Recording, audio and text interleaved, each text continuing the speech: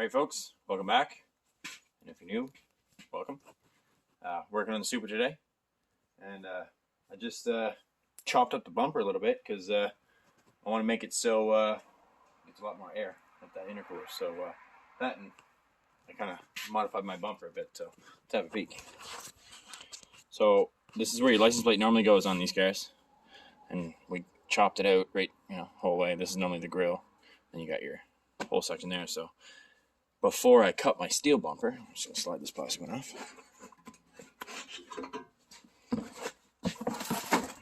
So you can see I cut it there.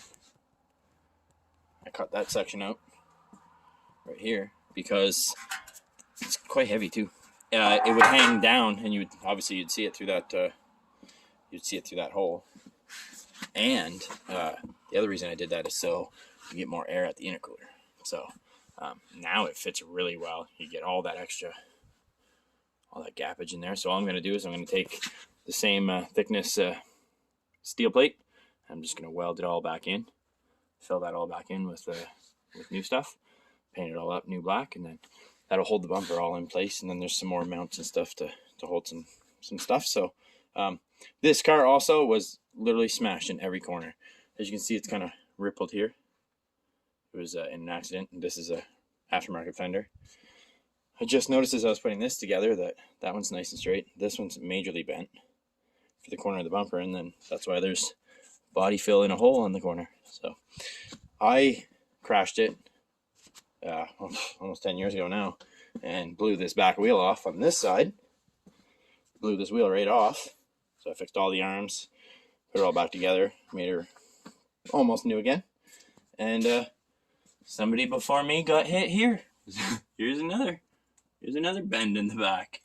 That's how it should look, nice and straight. All bent. I don't care, guys. I've had this car for 15 years. It's my baby. Who cares? It's gonna look so nuts when I'm done. That stuff won't even matter. It's all minor stuff. But anyways, just thought I'd share. I'm gonna maybe I'll set up a time lapse or whatever of making this bumper, and I'll paint it up, stab it back together. And I think the woman's coming back out, and she's gonna paint the floor. So I'm gonna pull my seat back out of the way here. Got my seat in the way. I came up with a really cool design for my hydro e-brake, and it's gonna no cutting any plastic involved. So that's the nice part. I just gotta make it. So I'm gonna let her do all that, and then I'm not welding anything in. I'm just gonna do it with standoffs and kind of a cool mount. So it's kind of neat how I designed it. It's not gonna interfere with anything. So that'll be cool too. Anyways, I'll be back in a bit, and we'll see where I made it.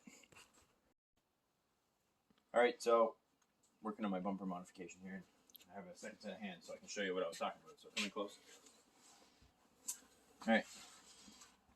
If you look, get down low so you can see. All right, see all the volume I have to hit my intercooler? Well, before it was like I had half. You know what I mean? So you're only getting that out of it. So now with that cut out, intercooler's getting fully fed. I got room to put my old cooler in the corner, and it'll get just as much air. And that's for the engine. I can probably put it right over here somewhere, right in this corner. Around this pipe will go up. I can put it right here and run my lines back. And yeah, that's perfect. That's exactly what I wanted. Now I can plate this all in with this. Got this piece of bumper here from another car, from a Jeep. So I'll use that piece of bumper, and I'll make a plate for there, and a plate for there, and just run a plate across the top. And yeah, looks pretty good. I'll probably shave this bumper down even closer, get rid of all these like half circles. I'll cut that off right flush the whole way, sand that down so it's right down flush and even, because it drives me nuts. I can't have it look like that. But anyways, I'm really happy with this. This is exactly how I wanted it to turn out, so I'm excited for that. Give or take like an inch up or down with the intercooler and stuff. But anyways, yeah, that's that. And then I'm probably gonna put like something really light for the back, because the back bumper is not like as important. Like that's the back bumper there, and it's heavy. That thing's heavy. And I'll probably just put like a little square, lighter thing. I was even thinking about getting my buddy to. I got 2 square pieces of aluminum. He can weld aluminum. Just make a really light aluminum bumper, just so there's something back there. But when I first start driving, I'm not putting that big heavy thing back in. So we'll just make a light version. This one here, I needed it to hold my bumper in place and this and that, and there's just so many things where there's more brackets that come up and go over, and I just figured this was my easiest way to make this bumper work, so I'm going to carry on with it, and we'll be back in a bit. I'm going to set up a time lapse while I weld that, so we'll be back in a few. Got her lifted way up in the air there. I was underneath, taking off all the plastics to get at the brake lines. Well, the brake line going towards the back, right up there. And I'm just blown away. Every single bolt came out of the frame for these little plastic covers. I was blown away that all the bolts actually came out. Every single one, none broke. This thing's a 1988, and I'm on the east coast of Canada. Every single one of those 10 mil bolts actually came out. God, this car is solid for my part of the world. I'm so proud of it. Look at her. I mean, that's crucial spots where they rust straight out. You know what I mean? Look at this thing. Oh my God, she swole it. That diff might have a leak or two, but well, fuck, we ain't worried about that. Don't worry about that.